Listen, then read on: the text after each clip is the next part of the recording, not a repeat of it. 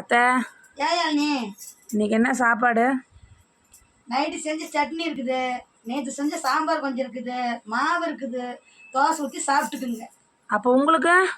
நான் இன்னைக்கு விரதம். ஏன்?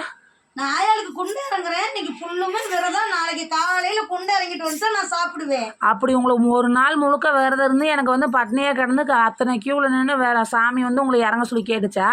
நானும் தான் மாலை போட்டிருக்கிறேன், நானும் தான் ஒரு நேரம் சாப்பிட்றேன், ஒரு நேரம் விரதம் இருக்கிறேன். இப்போ பூக்குழி இறங்கியிருக்கேன்.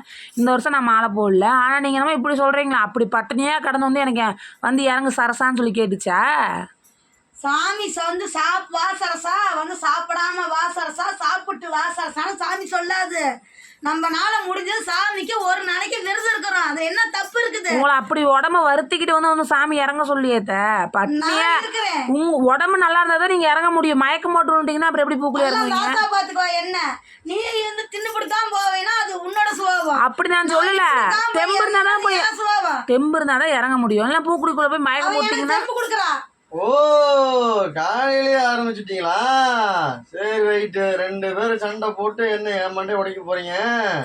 நீ வந்து அப்படி விளக்காட்டுவா. மாமியா மருமோ சண்டை பண்ணாவே இதுலதான் முடியும்னு நினைக்கிறீங்க. ஆமா ஆமா ஆமா ஆமா. இது ஆரம்பிச்சதுக்கு அப்புறம் 2 பேரும் கையா முய்யான்னு கத்திக்கிட்டு சண்டை போட்டுட்டு தானே மூஞ்சி தனியா தூக்கி வச்சுட்டு உட்காந்துருப்பீங்க. நாங்க சண்டை போடுற போதே நீயே எடுத்து விடுறடா. போடும் இருக்குது.